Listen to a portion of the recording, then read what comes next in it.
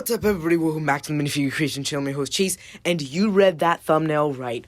I got banned by LEGO. Well, not necessarily. I got a copyright strike by the LEGO group for posting a video almost a month ago, and it happened the day that this set was officially revealed. So, about a month ago, the Coruscant Gunship had a very blurry leaked image, and I made a video about it. And then they waited a whole month until the day that the set was released to copyright strike it. I thought I was safe for a long time because I'm not that big of a channel, but you know what this means? Thanks to all you guys who are subscribing and watching my videos are now big enough that the LEGO group actually sees me. So this is a pretty good step in making of my channel, but it is still disappointing because that's one of 3 strikes already on my resume so far. But let's get into this breakdown of the Coruscant Gunship. This is probably one of the guaranteed sets that I'm going to buy on September 1st. I have been reevaluating about what I'm going to spend, especially with a lot of new rumors and stuff about future sets that are coming out, but I am stoked for this set. I've made a lot of comments before. Of course, that video's down now, so I'm going to basically re-say everything. Starting off with the minifigures, of course, we have 5 minifigures and a $140 set. Pretty standard for LEGO Star Wars, with Palpatine, Padme from her Malevolence arc. Of course, we have Commander Fox, and then the 2 Shock Troopers. I actually think that the printing-wise, the Shock Troopers are very perfect, except for the helmet holes, which I think in this case are not as bad as people are saying. I think it's fine. It's not really accurate. I think if we put the other helmets on before without the holes, I think they would be perfect minifigures.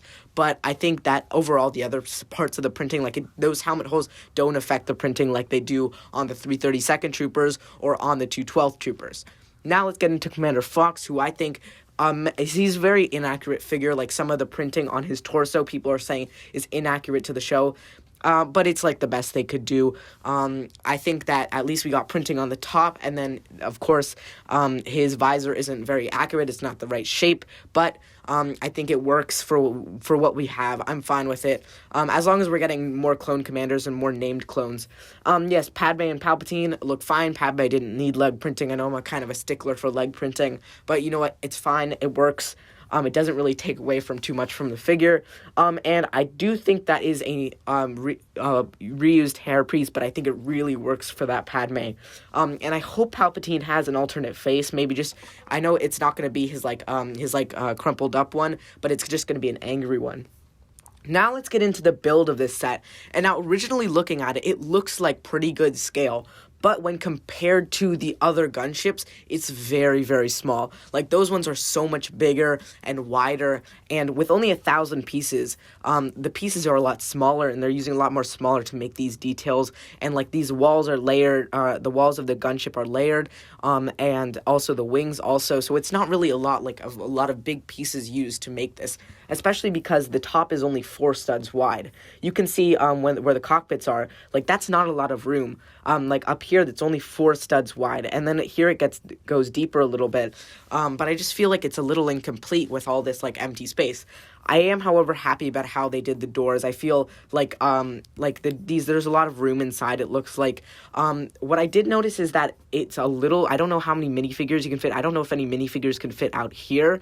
I know in the interior, it's cutting it pretty close actually when it comes to the minifigures. Exterior detail, I think, was executed pretty well, other than the glaring fact, the sticker's fine, but these are supposed to be the holes in the hull of the ship where the clones can look out of when it's going down in the atmosphere of a planet. But they just did this with 1x2 flat transparent studs. This is very frustrating because you could have just left this out completely, or you could have it's too complicated to do a whole build of it, but they had the pieces $140, 1,083 pieces, with price per piece, that's pretty good. But with this entire build, I do really like it, as not more than probably some people are saying. I think it works really well. I don't think I'm going to buy multiple of them. I know those Shock Troopers are going to go up in a lot of value, but $140 is the same price as the ATTE, and it is a pretty steep one, especially when you're not getting a lot of figures and a lot of bulk in one set, and then you'd end up just having to sell those 3 figures anyway. But please let me know what you guys think about this set in the comment section below. I know I'm going to try and be more careful about what I make videos about, so if something leaks and it has like a watermark on it, I may not be able to make a video, but as soon as we get more clear images with no watermarks, or it gets officially revealed, I'll make a video right away. So thank you guys so much for watching this video, and thank you so much for supporting me to get to this point. Make sure to like and subscribe. It really helps out the channel, and have a great day.